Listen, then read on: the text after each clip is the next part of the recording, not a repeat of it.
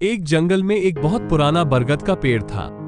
उस पेड़ पर घोंसला बनाकर एक कौवा का जोड़ा रहता था। उसी पेड़ के खोखले तने में कहीं से आकर एक दुष्ट सर्प रहने लगा। हर वर्ष मौसम आने पर कव्वी घोंसले में अंडे देती और दुष्ट सर्प मौका पाकर उनके घोंसले में जाकर अंडे खा जाता। एक बार जब कौवा व कव्वी जल्दी भोजन पाकर शीघ्र ही लौट आए तो उन्होंने उस दुष्ट सर्प को अपने घोंसले में रखे अंडों पर झपटते देखा। अंडे खाकर सर्प चला गया। कौवे ने कव्वी को ढांढस बंधाया, प्रिय हिम्मत रखो, अब हमें शत्रु का पता चल गया है, कुछ उपाय भी सोच लेंगे। कौवे ने काफी सोचा विचारा और पहले वाले घोंसले को छोड़ उससे काफी ऊपर टहनी पर घोंसला बनाया और कव्वी से कहा, यहाँ हमारे अंडे सुरक्षित रहेंगे। हमारा घोंसला पेड़ की चोटी के निकट है और ऊपर आसमान में चील मंडराती रहती हैं। चील सांप की बैरी है। दुष्ट सर्प यहां तक आने का साहस नहीं कर पाएगा। कौवे की बात मानकर कौवी ने नए घोंसले में अंडे दिए जिसमें अंडे सुरक्षित रहे और उनमें से बच्चे भी निकल आए। उधर सर्प उनका घोंसला खाली देखकर यह समझा कि उसके डर से कौवा कव्वी शायद वहां से चले गए हैं, पर दुष्ट सर्प टोह लेता रहता था। उसने देखा कि कौवा कव्वी उसी पेड़ से उड़ते हैं और लौटते भी वहीं हैं। उसे ये समझते देर नहीं लगी कि दुष्ट सर्प यहां तक आने का साहस नहीं कर पाएगा। कौवे की बात मानकर कौवी ने नए घोंसले में अंडे दिए जिसमें अंडे सुरक्षित रहे और उनमें से बच्चे भी निकल आए। उधर सर्प उनका घोंसला खाली देखकर यह समझा कि उसके डर से कौवा कव्वी शायद वहां से चले गए हैं, पर दुष्ट सर्प टोह लेता रहता था। उसने देखा कि कौवा कव्वी उसी पेड़ से उड़ते हैं और लौटते भी वहीं हैं। उसे ये समझते देर नहीं लगी कि उन्होंने नया घोंसला उसी पेड़ पर ऊपर बना रखा है। एक दिन सर्प खोह से निकला और उसने कौवे का नया घोंसला खोज लिया। घोंसले में कौवा दंपति के 3 नवजात शिशु थे। दुष्ट सर्प उन्हें एक एक करके घपाघप निगल गया और अपने खोह में लौटकर डकारे लेने लगा। कौवा व कव्वी लौटे तो घोंसला खाली पाकर सन्न रह गए।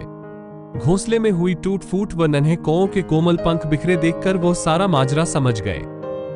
कव्वी की छाती तो दुख से फटने लगी। कव्वी बिलख उठी, तो क्या हर वर्ष मेरे बच्चे सांप का भोजन बनते रहेंगे? कौवा बोला, नहीं, यह माना कि हमारे सामने विकट समस्या है, पर यहां से भागना ही उसका हल नहीं है। विपत्ति के समय ही मित्र काम आते हैं। हमें लोमड़ी मित्र से सलाह लेनी चाहिए। दोनों तुरंत ही लोमड़ी के पास गए। लोमड़ी ने अपने मित्रों की दुख भरी कहानी सुनी। उसने कौवा तथा कव्वी के आंसू पोंछे। लोमड़ी ने काफी सोचने के बाद कहा, मित्रों, तुम्हें वह पेड़ छोड़कर जाने की जरूरत नहीं है।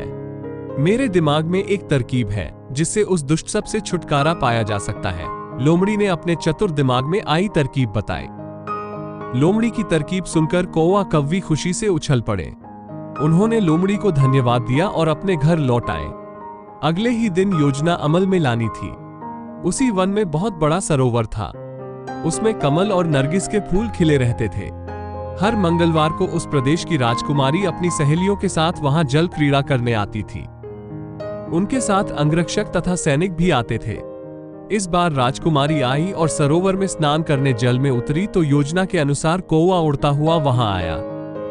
उसने सरोवर तट पर राजकुमारी तथा उसकी सहेलियों द्वारा उतारकर रखे गए कपड़ों व आभूषणों पर नजर डाली। कपड़े के ऊपर राजकुमारी का प्रिय हीरे व मोतियों का विलक्षण हार रखा था।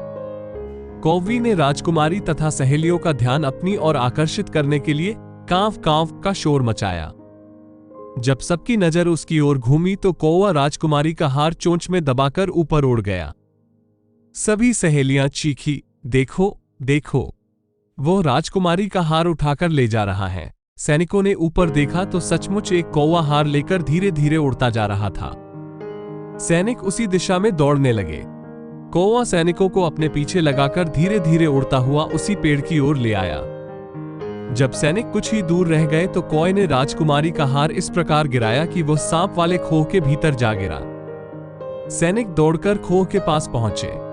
उनके सरदार ने खोह के भीतर झांका। उसने वहां हार और उसके पास में ही एक काले सर्प को कुंडली मारे देखा। वो चिल्लाया, पीछे हटो, अंदर एक नाग है।